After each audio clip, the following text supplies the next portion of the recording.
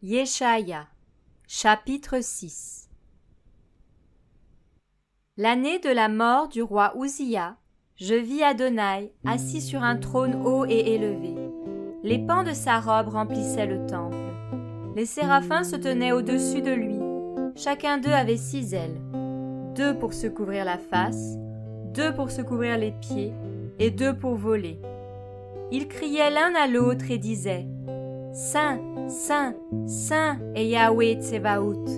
Toute la terre est pleine de sa gloire. » Les fondements des seuils furent ébranlés par la voix de celui qui criait, et la maison fut remplie de fumée. Alors je dis « Malheur à moi, je suis perdu, car je suis un homme dont les lèvres sont impures. J'habite au milieu d'un peuple dont les lèvres sont impures, et mes yeux ont vu le roi, Yahweh Tsevaout. » Mais l'un des séraphins vola vers moi, tenant à la main un charbon ardent, qu'il avait pris sur l'autel avec des pincettes. Il toucha ma bouche et dit « Voici, ceci a touché tes lèvres, ton iniquité est détournée, et la propitiation est faite pour ton péché. » J'entendis la voix d'Adonai qui disait « Qui enverrai-je, et qui marchera pour nous ?» Je répondis « Me voici, envoie-moi. » Il dit « Va et dis à ce peuple. Entendre vous entendrez et vous ne comprendrez pas. Voir vous verrez et vous ne saurez pas.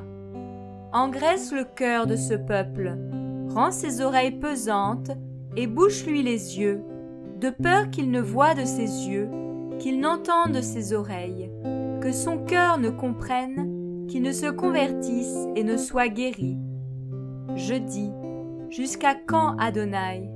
Il répondit « Jusqu'à ce que les villes soient dévastées et sans habitants, que les maisons soient sans être humain, et que le sol soit dévasté et en désolation, jusqu'à ce que Yahweh ait éloigné les êtres humains, et qu'une grande partie de la terre soit abandonnée.